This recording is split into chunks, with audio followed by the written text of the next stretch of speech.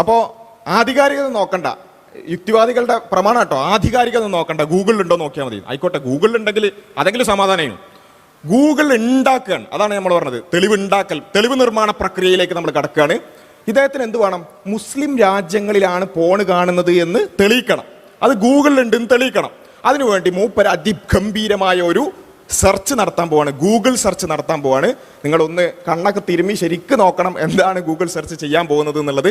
ആ ഭാഗം മൂപ്പര് ഗൂഗിൾ സെർച്ച് ചെയ്യുന്ന ഈ ഇസ്ലാം വിരോധികളുടെ ഗൂഗിൾ സെർച്ച് ഒരു സ്പെസിമെനായി എടുക്കാൻ പറ്റുന്ന ഒരു സെർച്ചാണ്. നിങ്ങൾ കണ്ടോളൂ.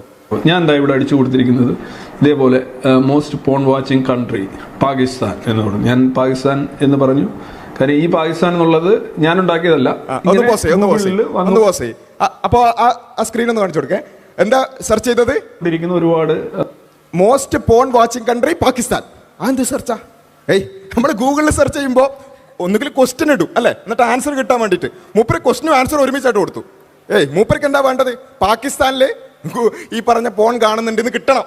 അതിന് വേണ്ടിയിട്ടാ most porn watching country Pakistan. വല്ലാത്ത സെർച്ച് കേട്ടോ. അത് ഈ ഒരാൾക്ക് ഇസ്ലാം വിരോധവും മുസ്ലിം വിരോധവും തലക്ക് പിടിച്ചിട്ട് ഇങ്ങനെ ഉണ്ടോ ഒരു ചോദ്യം ഉത്തരം മൂപ്പരനായിട്ട് കൊടുക്കുക, എന്നിട്ട് ഇതിനനുസരിച്ച് എന്തെങ്കിലും റിസൾട്ട് തരുമോ? എന്നിട്ട് അതുമായിട്ട് ബന്ധപ്പെട്ടുള്ള എന്തെങ്കിലും ന്യൂസ് ആർട്ടിക്കിൾസ് ഒക്കെ ഉണ്ടാവുമല്ലോ, ഫേക്ക് ആയിട്ട് ആരെങ്കിലും കിട്ടത്, അത് വരണം.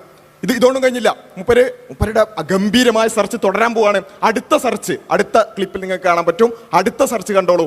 മൂപ്പരനെ നോക്കുക, പോൺ സൈറ്റ് മോസ്റ്റ് വിസിറ്റഡ് മുസ്ലിം കൺട്രീസ് എന്ന് കീവേഡ് അടിച്ചു. പോൺ സൈറ്റ് മോസ്റ്റ് വിസിറ്റഡ് മുസ്ലിം കൺട്രീസ്.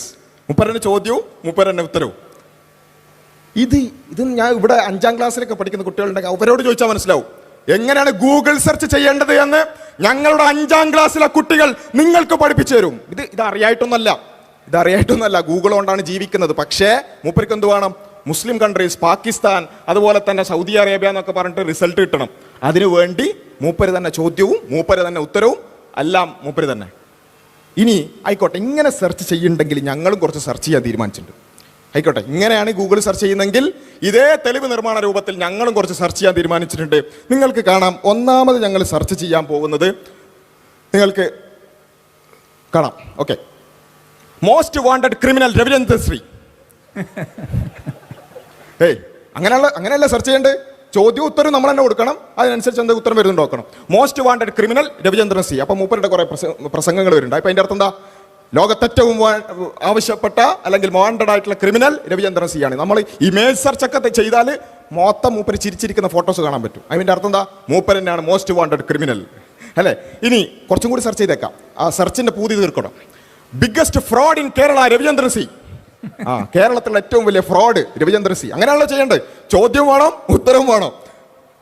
അപ്പോൾ മൂപ്പരെ കുറിച്ചുള്ള കുറെ ആർട്ടിക്കിൾസ് ഒക്കെ വരുന്നുണ്ട്. ഇനി ഒന്നും കൂടി, ബിഗ്ഗസ്റ്റ് ലയർ ഇൻ കേരള, കേരളത്തിലെ ഏറ്റവും വലിയ നുണയൻ രവിചന്ദ്രൻ സി.